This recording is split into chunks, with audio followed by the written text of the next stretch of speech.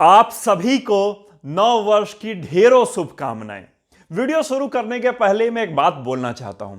आप बढ़े ना बढ़े, वर्ष लगातार बढ़ते चले जा रहे हैं। 2021 चला गया, हम 22 में प्रवेश कर चुके हैं। अगर आप इस उम्मीद में बैठे हैं इस साल अच्छा होगा, आपका 2022 अच्छा होगा, 21 में कुछ कमियां रह गई, तो मैं आपको बता दूं यह साल भी वैसा ही जाने वाला है जैसा आपका 21 गया है, यदि आपने तैयारी पूरी नहीं की है। एक कहानी सुनाई देता हूं। एक बार की बात है, एक व्यक्ति सुबह सुबह उठा और दूसरे गांव की तरफ बढ़ गया और यह डिसाइड करके गया कि आज के बाद मैं इस गांव में वापस नहीं लौटूं क्योंकि यह गांव ठीक नहीं है। दूसरे गांव में जाने की जैसे ही उसने कोशिश की, गेट पर उसको रोका गया। एक बुजुर्ग आदमी बैठा था, उससे पूछा, भाई कहां जा रहे हो? उसने बोला, बाबा मैं इस गांव में रहना चाहता हूं। उसने पूछा, क्यों रहना चाहते हो इस गांव में, कहां से आए हो? उसने बताया कि मैं यहां से आया हूं, ऐसा है वैसा है। तो बोला, रहने की वजह बताओ। उसने कहा, इस गांव में घुसने के लिए क्या सारी बातें बतानी पड़ती हैं? उसने कहा, बिल्कुल, इस गांव में घुसने के लिए तुम्हें सब कुछ बताना बहुत जरूरी है। उसने बताया, मैं जिस जगह से आया हूं इतने अशांत लोग हैं, इतने नकारे लोग हैं, इतने घटिया लोग हैं उस गांव के कि वहां रहने लायक नहीं है। परेशान हो गया हूं, उनका नाम भी सोचता हूं, उनके बारे में भी सोचता हूं तो मेरा दिमाग खराब होने लगता है, परेशान होने लगता हूं, चिढ़ने लगता हूं। उस बाबा ने बोला, 70 साल से रह रहा हूं इस गांव में। इस गांव के लोग पृथ्वी के सबसे घटिया लोग हैं, इतने गंदे, इतने बुरे, जितना कि तुमने कभी स्वप्न में भी नहीं सोचा होगा। तुम बहुत गलत जगह पर आ गए हो। इस जगह पर भी तुमको वो शांति नहीं मिलेगी जो शांति ढूंढने आए हो। भाई तुम कहीं और चले जाओ।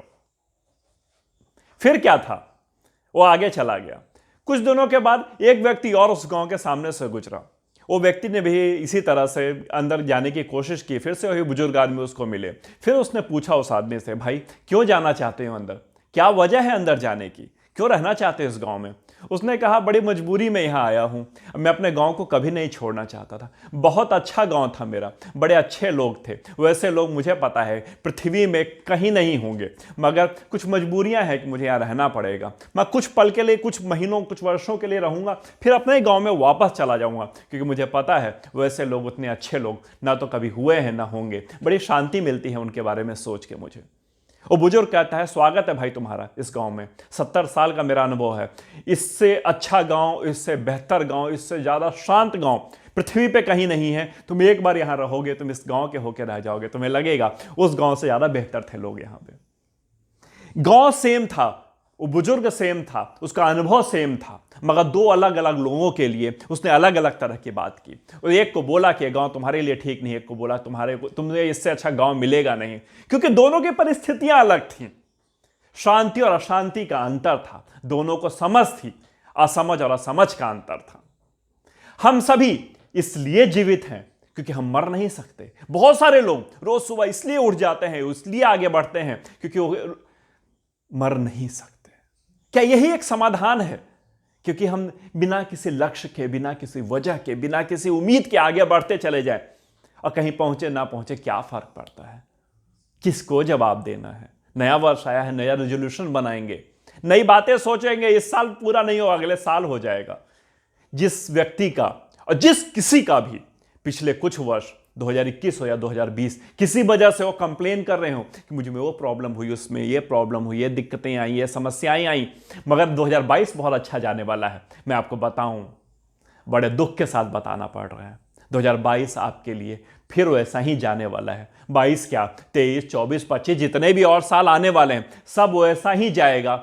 कोई और परिवर्तन नहीं होगा। सारे वर्ष वैसे ही गुजरेंगे। यदि आपकी तैयारी पूरी नहीं है, लगातार सीखने को तैयार नहीं है, आप भले ना बढ़ें, वर्ष लगातार बढ़ रहा, समय लगातार बढ़ रहा है, आपको लगातार नया सीखना होगा, नया समझना होगा, नया सुनना होगा, नया पढ़ना होगा, कुछ नए स्किल्स पर काम करना होगा। चलिए एक कहानी और सुनाई देता हूं। एक बार की बात है, एक चोर था। उसने सोचा कि चोरी करते करते उसके मन में एक बार आया कि चलो थोड़ा जल्दी निकलते हैं घर से, आज थोड़ा रात में टाइम पर आ जाएंगे घर पे।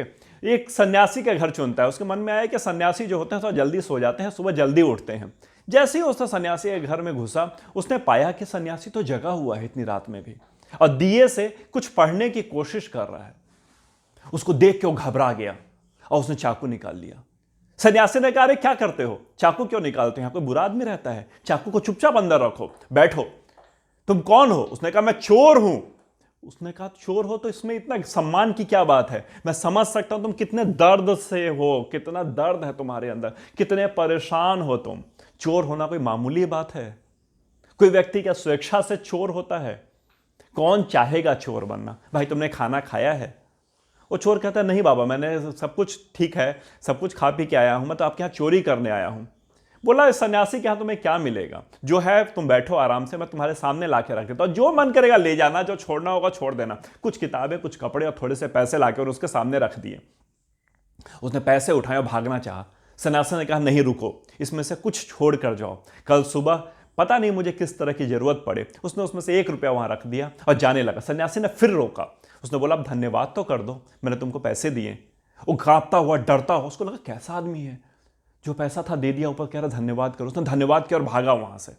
कुछ वर्ष गुजरे, वो चोर पकड़ा गया, कोर्ट में गया, केस हुआ, बहुत सारे गवाह हैं, लोगों को पता चला सन्यासी की यहाँ भी चोरी हुई थी, उसमें इसी व्यक्ति का हाथ था। सन्यासी को बुलाया गया, बड़ी प्रतिष्ठा थी उनके समाज में, जो बोल दें वो सच माना जाता था। जज भी उनकी बात को रिस्पेक्ट करते थे। आया तो जज ने पूछा सन्यासी से, किस व्यक्ति को आप जानते हैं? उस चोर के लिए पूछा उन्होंने। तो उसने बोला हाँ जानता हूं, मेरा मित्र है, इसने आपके यहाँ कभी चोरी की है? उन्होंने बोला नहीं, कभी चोरी नहीं की, और उसको छोड़ दिया जाता है। चोर छूटने के बाद सन्यासी के पास आता, बोलता आपने झूठ क्यों बोला? मैंने आपके यहाँ चोरी की थी, मैं एक रात में आपके घर आया था, आप भूल गए क्या? उसने बोला नहीं भाई, बहुत अच्छे से याद है। मैं तुमने चोरी कब की? तुमने तो मैंने पैसे दिए थे, और जो पैसे मैंने तुम्हें दिए थे उसके बदले मैंने धन्यवाद तुमने कर दिया था, तो चोरी कहां हुई? मैंने तुमने चोर और किसी को भी चोर उस दिन स्वीकार करना बंद किया जिस दिन मैंने अपने अंदर का चोर मार दिया है, मैंने अपना चोर मार दिया है। हर व्यक्ति के अंदर एक चोर छिपा हुआ है, हर व्यक्ति एक मौके की तलाश में है, हर व्यक्ति की एक कीमत है। उस कीमत को जैसे ही वो पा लेगा वो चुराने के लिए मजबूर हो जाता है। पहले अपने अंदर का चोर तो मारिए, अपने अंदर तो सुधार कीजिए, अपने अंदर परिवर्तन लाइए। समाज आपके लिए बाहें फैला के खड़ा है। किसी एक काम को 2022 में, किसी भी एक काम को तन्मयता से, पूरे हिम्मत से, पूरे जोश के साथ लगातार करते चले जाइए, लगातार करते चले जाइए। और मैं यकीन से कहता हूं, दावा करता हूं, आपको सफलता मिलेगी सिर्फ उसी काम में जिस काम को आप तन्मयता से और पूरे लगन से करेंगे। ब्रिटेन में एक मोची है जो कि जूतों पे पॉलिश करता है, और जूते के पॉलिश करते हुए वो इतना एंजॉय करते हुए उस पॉलिश को करता है, मैं नाम अभी भूल रहा हूं, मैं डिस्क्रिप्शन में उनका नाम लिख दूंगा।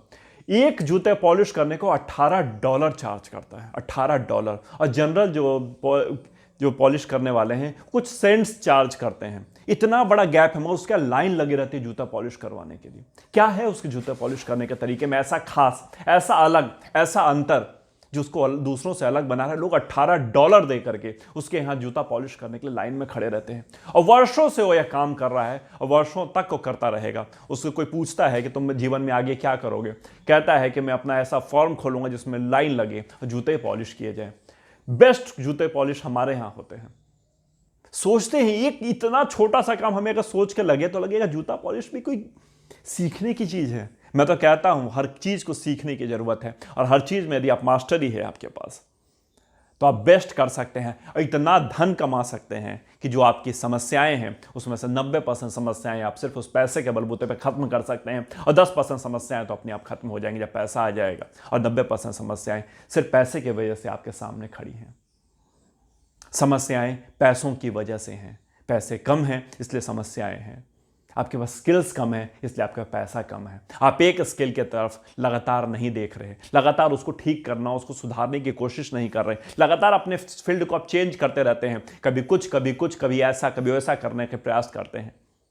जिस दिन आपने यह तय कर लिया बस अब यही करना है और इसी में मैं महारत हासिल करूंगा, इसमें मैं बेस्ट करके दूंगा, उस दिन आपको कोई रोक नहीं पाएगा और आप उसमें बेस्ट करेंगे और खूब धन कमाएंगे और सारी समस्याएं, सारी तकलीफ खत्म हो जाएगी। आपको हर साल को कोई नया रेजोल्यूशन नहीं बनाना पड़ेगा, एक ही रेजोल्यूशन होगा आपका, सिर्फ वो कि उसी फील्ड में मुझे और बेहतर और बेहतर और बेहतर करना है, और आपके पास वो सब कुछ होगा जो आप उम्मीद करते हैं।